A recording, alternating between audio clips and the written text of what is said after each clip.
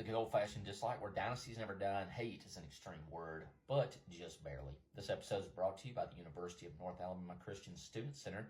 Check them out at facebook.com/UNACSC. We pick a football rivalry. We submit that rivalry to the panel dislike. They will come up with reasons why we like one team, dislike one team, and vice versa. By the end, we come to a conclusion of where our loyalties lie, mainly based on non-football things. But that's what's so much fun. Be sure to tell us in the comments who you're rooting for when Alabama goes to Atlanta to play Georgia for the 2023 SEC Championship.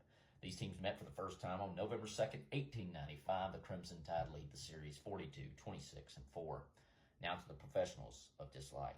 This week's golden dislike goes to officials who blow a call early in a game and spend the rest of the game making up for it. Just get it right the first time, or don't, and move on. The uniform light goes to the Alabama Road Whites. Both of these unis are nice as long as Georgia stays away from any alternates. Georgia's DBs not knocking the ball down in Jordan-Hare in 2013. Dislike. Not trotting A.J. McCarron out there and throwing a deep ball to Amari Cooper in Jordan-Hare in 2013. Dislike. These two teams joining forces to keep Tennessee out of Atlanta as much as possible. Like. Bulldogs drool too much. Dislike. Elephants never forget. Dislike. Grown men parking at Will, Lindsay, and Blake. Dislike. My bottom 5 great value brand knockoffs. Number 5, Kirby Smart's Georgia. Can't blame the guy, but I will. Number 4, Tennessee ripping off garbage truck workers' uniforms. Number 3, former Georgia Bulldog Bill Goldberg's attempt to be Stone Cold Steve Austin. Number 2, Georgia's 2023 football schedule. And number 1, Dr. Thunder. Speaking of schedules, getting in the SEC Championship and the 2022 semifinal in your home state, dislike, unless, of course, it's my team. Speaking of never going on the road, Atlanta interstate routes brought to you by the Devil's Lettuce. Dislike. Some redneck beating the devil for a fiddle of gold. Legendary. Woke Major League Baseball moving the All-Star game out of Atlanta. Dislike. Only to move it back again. Snip, snap, snip, snap, snip, snap. Make up your mind, Jan.